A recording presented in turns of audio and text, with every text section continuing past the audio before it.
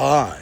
This message goes out to all of those who think Donald Trump has been indicted for free speech. He hasn't. He's been indicted for hatching a conspiracy where they would get Mike Pence to replace real electors with fake electors. It's called fraud. You need to be able to speak if you're going to be fraudulent.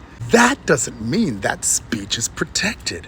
You can talk about things all you want, but as soon as you put things into motion, like getting a slate of fake electors together, trying to convince a vice president that he has the power to overturn an election, that's criminal. So drop the whole free speech thing because you're embarrassing yourself.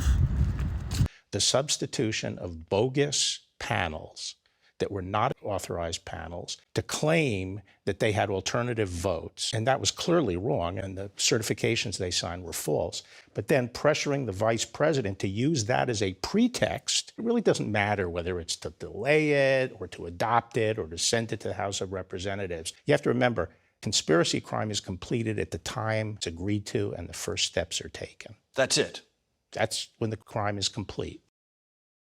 Trump knew that the election wasn't stolen, and they are focused in on deceitful and false fraudulent actions, such as submitting false slates of electors and trying to use those to create the illusion that there was a bona fide dispute within a state that the vice president could then rule on. And that was a complete fallacy. He doesn't have a constitutional right to do that.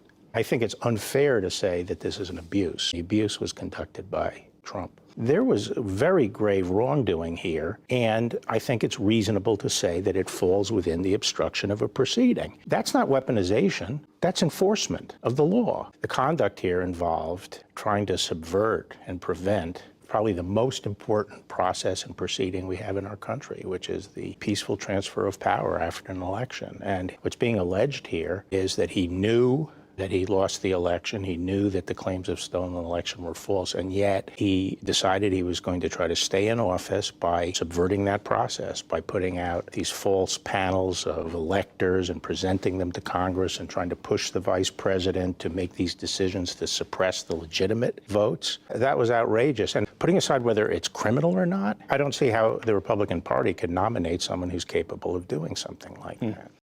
Clap.